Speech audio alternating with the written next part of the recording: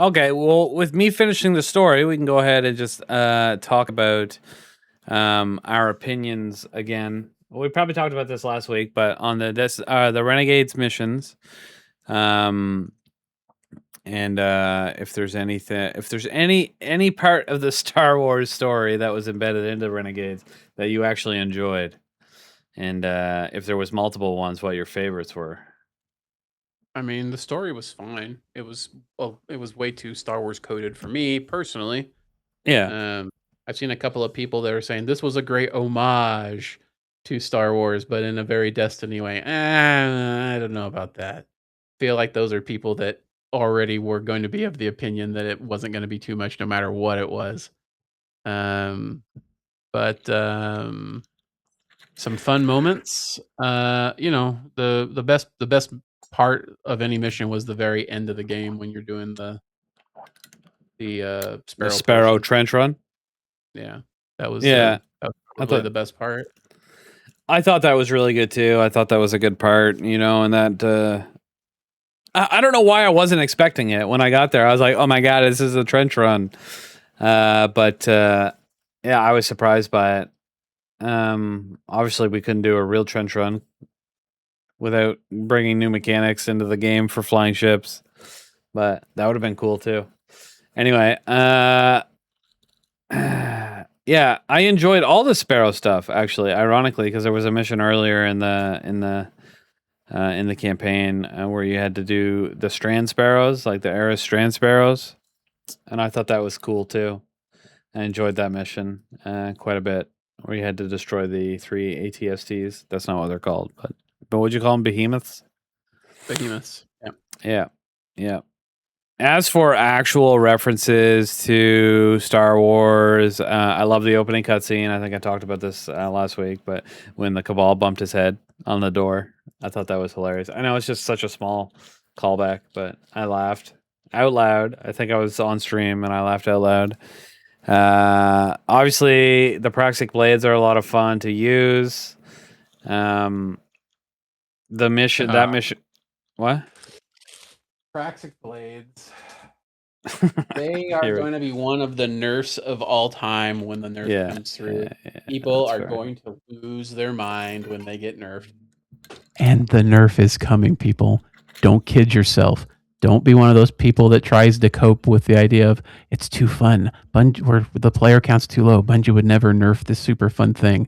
No, fuck you. They're gonna nerf it because it's gonna be used more than anything else. That is the primary metric for things getting nerfed. I don't care what Bungie says about. No, it's really about things being out of band. If things weren't fun, they wouldn't be out of band in the first place. If they weren't OP, they wouldn't be popular, So it's getting nerfed. It's getting nerfed. Make your Yep. peace with that right now.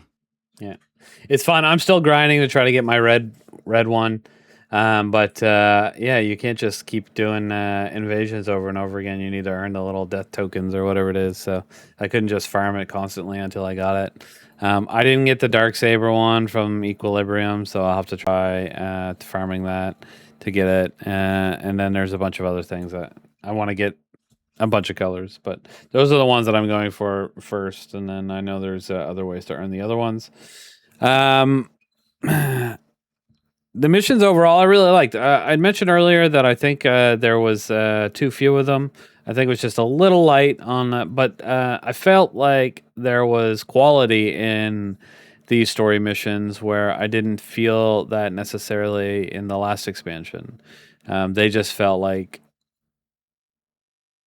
more missions, whereas I don't know, there was something special about these ones, in my opinion. They felt good. I liked the Fire and Ice in the middle. I thought that was a really good exotic mission slash campaign mission, whatever you want to call it. It did come out of nowhere, but my point is, it was fun. The lore leading up to it, non-existent. But it was interesting to do, and I really liked the visuals in that mission. Like the upside down portion was really cool. Just the visual aspect of it, I thought was neat. So the design team, like, shout out to you on that. Um, it was fun. It was good, and Yeah, as the villain, I don't know. I don't really like Dredge and Bale that much. It's just too whiny and angry. Like, and I get it. Like, if they're trying to like mimic what's his name, Kylo Ren. Yes, Kylo Ren. Um, but Kylo Ren wasn't nearly as angry as Bale is. All right, I don't care what anyone says. Um, I just feel like he was always angry all the time, and it's because he's in pain or whatever. That's fine. But oh my god, I personally don't care. And why did we always overhear these messages between like Loki and Bale? Like, did somebody just open up a three-way line or something? Like, That's how they're giving us the story. They didn't give us actual story missions to cover this stuff where we would overhear it. So they just put it while we were in orbit or flying into things. yeah, but like I'm still doing like Lawless Frontier, and they're still having conversations while I'm at the beginning of it. It's like, guys, shut the fuck up. I don't care.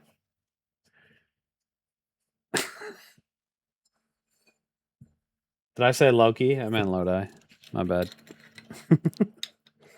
Getting all my Disney properties confused. Anyway, overall, there was a lot of Star Wars things that I did like. It did feel weird in the Destiny universe, like going to Mars, to Spider's palace ship or whatever you want to call it, and the very apparent Tatooine references and Sarlacc pit, and the design of the ship or whatever, the flotilla, whatever you want to call it, literally like ripped straight from Star Wars. I just thought maybe it wasn't, but it definitely felt like it was. And yeah, it was just that was all a little too much for me. That's not inspired. That's just a lift straight from the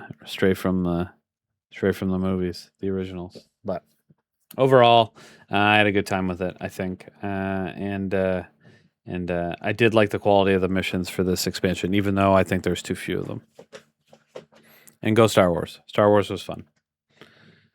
I'm glad we didn't get a bunch of references from the prequel trilogy. You imagine if they put in like a Jar Jar Binks character into Renegades?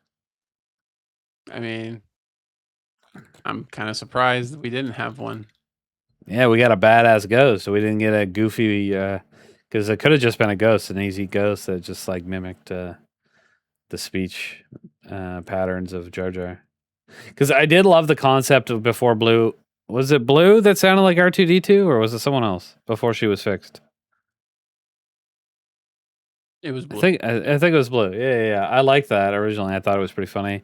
I was like, oh my god, it's like straight up ripped from R2D2, and then they didn't want to do it for the whole thing, so then they got and it's such a difference. Like it beep beep beep beep beep to this like very aggressive woman from Brooklyn, just absolutely just ripping into Dredgen, or no, I mean Drifter this whole time. It's so funny. I had a good time with that.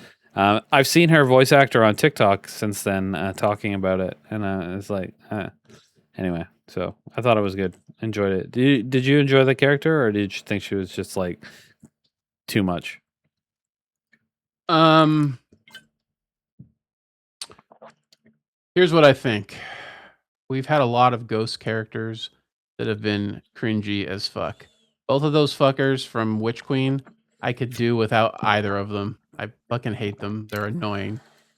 But you have to, in order to have make a ghost have character, like they have to like, it's all in the voice, and they have to play it up because there's no character otherwise.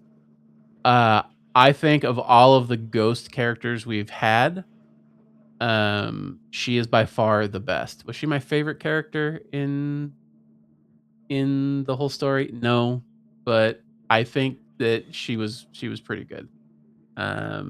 As far as ghost characters go. Yeah, I agree. I enjoyed it a lot.